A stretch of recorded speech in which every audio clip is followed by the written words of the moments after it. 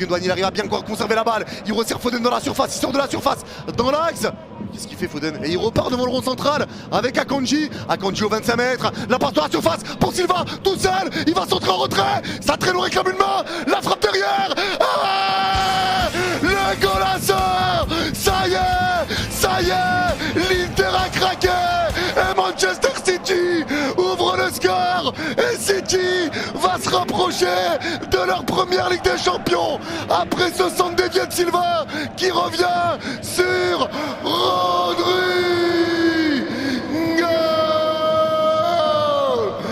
C'est la dernière corner pour l'Inter. Et si c'était Onana, les gars, le corner pour l'Inter, c'est la dernière, les gars. C'est la dernière. C'est la dernière.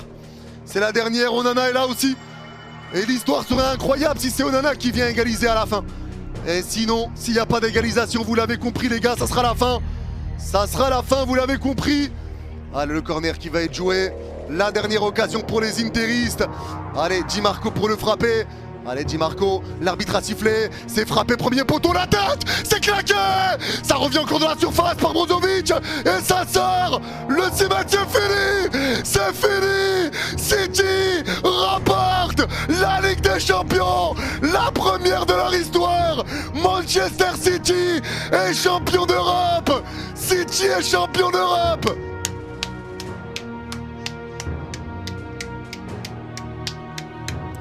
Bravo à City. Bravo à City. Bravo à City. Manchester City est champion d'Europe pour la première fois de leur histoire. Bravo. Ça y est, ils l'ont fait. Nous sommes donc le Paris Saint-Germain, le dernier gros sans Ligue des Champions. Ça ne fait pas plaisir. Et qui choisit ses joueurs, qui choisit son système, qui fait ce qu'il veut. Et il faut lui laisser les clés de la baraque. Et voilà, il faut arrêter de mettre le bling-bling en avant. Et il faut essayer de faire des recrutements intelligents. Et c'est ce que Manchester City a réussi à faire. Et ils ont connu des mésaventures, hein. Des éliminations en 8e quart, 8e défaite en finale, 8e demi, tout ça. Ils ont vécu tout ça. Ils ont vécu tout ça. Mais voilà, eux, la différence, c'est que chaque année, ça allait mieux. Et nous, chaque année, on commence à dégringoler petit à petit depuis 3 ans. Donc la différence, elle se fait à ce niveau-là. En tout cas, bravo à City. Bravo à City. Franchement, chapeau.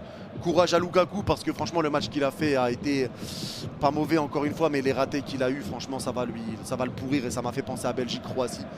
Tous les ratés qu'il a eu contre la Croatie, ce qui élimine la Belgique de la Coupe du Monde. Mais c'est comme ça, c'est comme ça. En tout cas, bravo à l'Inter, vous pouvez être fiers de vous. Bravo à City pour votre première Ligue des Champions. Et je vous le dis honnêtement, il n'y a pas de rivalité, il n'y a pas de haine. Bravo à vous, Manchester City, c'est mérité. C'est vraiment, vraiment mérité. Je suis juste déçu de ne pas avoir vu Riyad Mahrez rentrer dans ce match. Mais bravo. C'est mérité, alors pas mérité sur ce match. J'ai pas envie de dire que la victoire de City est méritée sur ce match. Mais la Ligue des Champions est méritée pour le storytelling, pour la saison qu'ils ont fait, tout ça. Mais j'ai rarement vu City avec un visage aussi mauvais dans un match et on sentait la pression, vraiment, on sentait vraiment la pression, qu'ils avaient la pression sur cette finale. En tout cas, voilà, leur Ligue des Champions et je pense que ça va les décomplexer vraiment pour la suite de leurs aventures. Ça va vraiment les décomplexer maintenant, ils l'ont gagné, donc il n'y aura plus de stress à avoir. Ça va être un autre stress, un stress différent que de se dire que ça sera la première de l'histoire du club.